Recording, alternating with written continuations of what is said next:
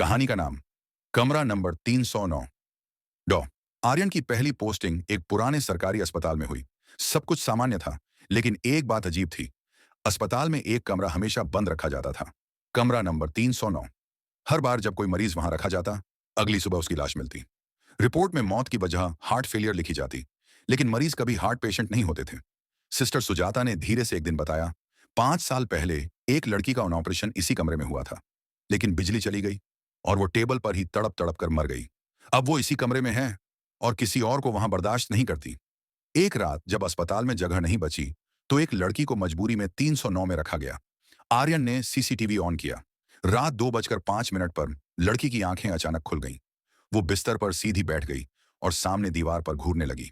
2:07 पर कमरे की लाइट झपकने लगी। कैमरे में अजीब धुंध सी दिखने लगी।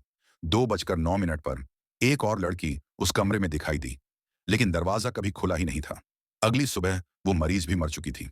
डॉ आर्यन ने फैसला किया कि वो खुद उस कमरे में रात बिताएगा। रात 1:55, सब शांत था। 1:58, कमरे में ठंडी हवा चलने लगी।